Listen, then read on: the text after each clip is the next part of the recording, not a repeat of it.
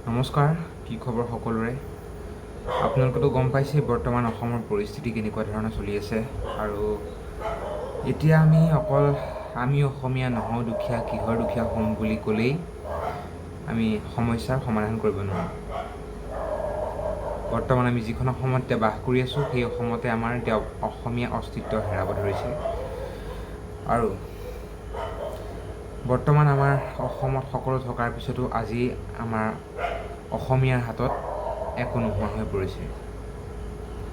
আমি যি খাদ্য গ্ৰহণ কৰোঁ, যিকোনো ধৰণৰ খাদ্যই হওক, সেই খাদ্য আমি কিনো আমি ভাবি নাচাওঁ যে সেই বস্তুটোৰ মাৰ্কেটটো কাৰ হাতত আছে। সেই মাৰ্কেট এতিয়া আমাৰ অসমীয়া মানুহৰ হাতত নাই।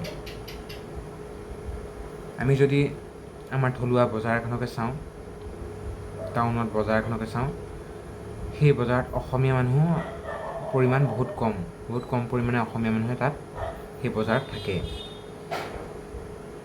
আৰু যদি আমি ডাঙৰ মাৰ্কেট চাওঁ, তাতো আমাৰ ডাইৰেক্টলিতো বাহিৰৰ মানুহ আছেই, আৰু ইনডাইৰেক্টলিও বাহিৰৰ মানুহে আমাৰ মাৰ্কেটটো তেওঁলোকৰ হাতত ৰাখিব বিচাৰিছে।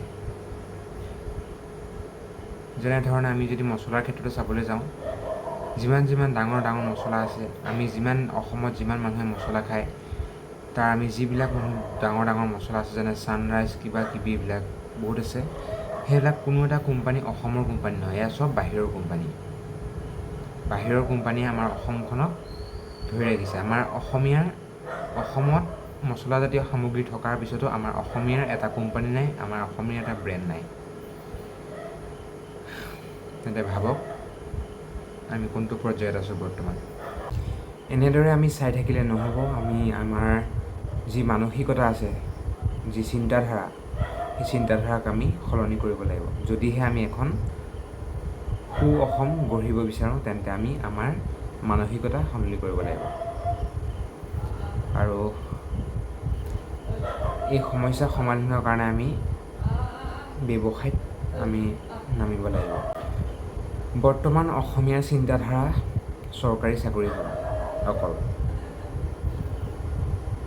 চৰকাৰী চাকৰি হ'লেই এখন ৰাজ্য বা এখন দেশ তেতিয়াহে উন্নতিৰ পথে আগুৱাই যাব, যেতিয়া দেশখনত ব্যৱসায়ৰ ক্ষেত্ৰত মানুহ আগবাঢ়িব। এতিয়া আমি এনেকৈ ডাঙৰ যিবোৰ দেশ যদি আমি চাবলৈ যাওঁ, আমেৰিকা হওক বা চীন হওক, চীন দেশ বৰ্তমান যিটো স্তৰত আছে, সেই স্তৰত মানে বিজনেছৰ ক্ষেত্ৰত আগবাঢ়ি যোৱাৰ কাৰণে সেই স্তৰত আছে বৰ্তমান। অকল চাকৰি কৰিলে আমি এখন ৰাজ্য বা এখন দেশ আমি আগুৱাই নিব নোৱাৰোঁ, আমি শক্তিশালী কৰিব নোৱাৰোঁ। আমি সেই ৰাজ্য শক্তিশালী কৰিব হ'লে আমি ব্যৱসায়মুখী হ'ব লাগিব, চাকৰিমুখী হ'লে নহ'ব। মই কোৱা নাই যে চাকৰিটো বেয়া, চাকৰিও ভাল, কিন্তু বৰ্তমান আমি সামগ্ৰী ক্ৰয় কৰাতহে বেছি গুৰুত্ব দিছোঁ। আমি সামগ্ৰী বনোৱাত গুৰুত্ব দিয়া, আমি মেনুফেকচাৰিঙত গুৰুত্ব দিয়া নাই। যেতিয়াহে ৰাজ্যৰ বা দেশৰ নাগৰিকে মেনুফেকচাৰিং বা অন্য ধৰণৰ বিজনেছেই হওক, ছাৰ্ভিচ মেনুফেকচাৰিং এইবোৰত যেতিয়াহে গুৰুত্ব দিব, তেতিয়া আমি এখন শক্তিশালী ৰাজ্য বা শক্তিশালী দেশ গঢ়ি তুলিব পাৰিম। চ' আজিৰ ভিডিঅ'টো ইমানেই। আৰু এটা কথা, অসমৰ মানুহে লাজ কৰি কোনো আগবাঢ়ি নাহে। কিন্তু লাজ কৰিলে নহ'ব। এতিয়া গুৱাহাটীত যিটো পৰিৱেশ দেখিব পৰা হৈছে, আৰু তাৰ আগতো বহুখিনি বহুখিনি দৃশ্য দেখিবলৈ পোৱা হৈছে। আহি থকা সময়ত আৰু ভয়াৱহ হ'ব আমাৰ অসমৰ পৰিস্থিতি।